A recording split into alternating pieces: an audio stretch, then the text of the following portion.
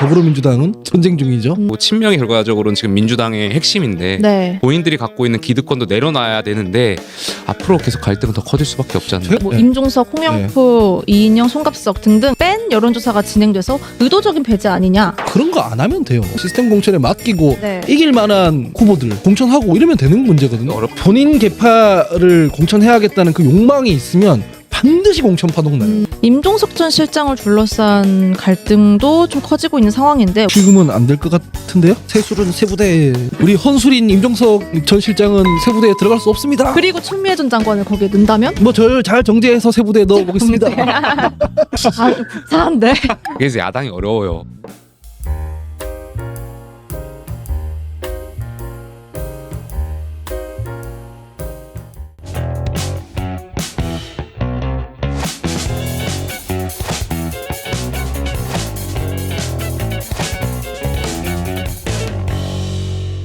비명계, 친문계 의원들이 거의 대부분 하위 20% 이내에 다 포함됐다는 건 사실은 이 공천의 과정이 공정하지도 않고 정의롭지도 않다. 국회의원 평가 하위 10%에 들어갔다라고 하는 통보를 받았습니다.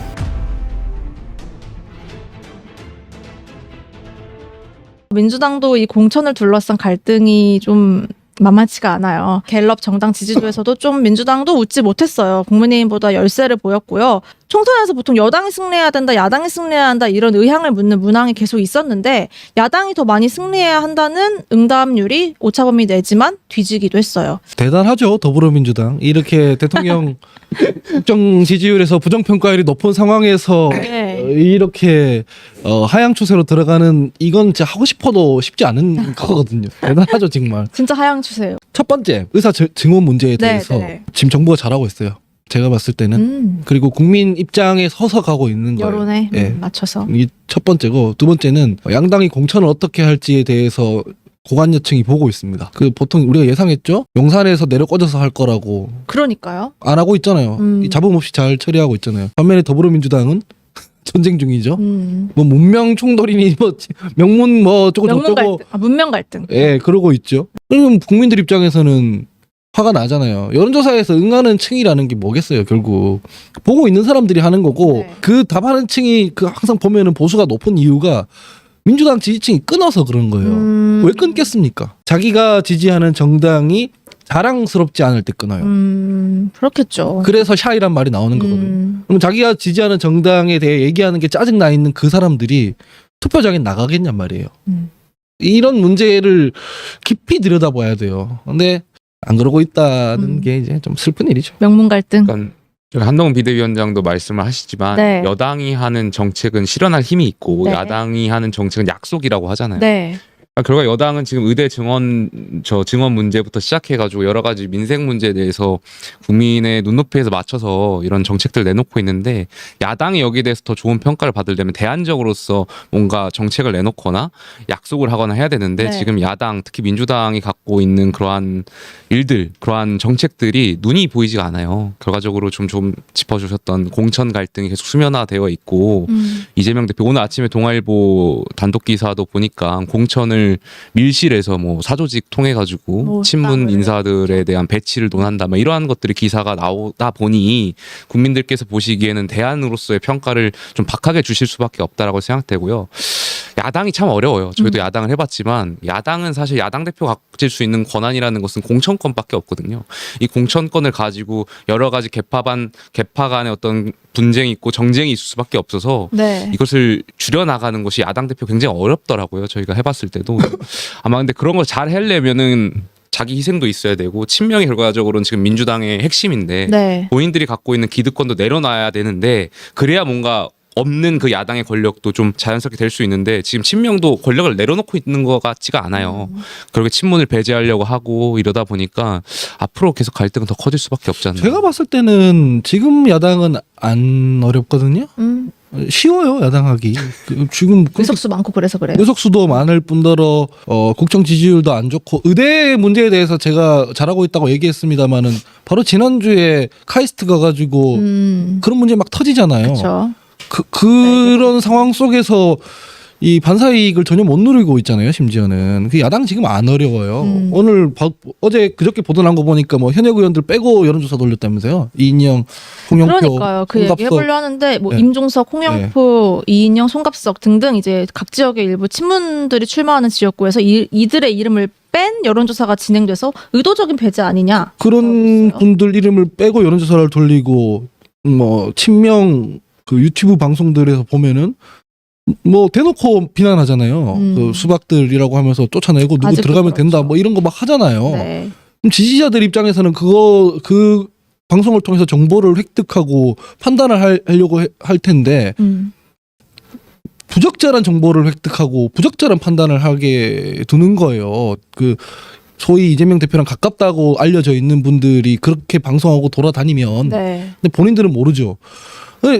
제가 얘기하는 거는 야당이 지금 하기가 별로 안 어렵다고 하는 이유는 그런 거 안 하면 돼요. 그냥 그런 거 안 하고 시스템 공천에 맡기고 네. 이길 만한 후보들 공천하고 이러면 되는 문제거든요. 어렵다니까요. 야당이. 그러니까 야당이 그래서 어려워요. 어렵다. 지난번에 있잖아요. 네.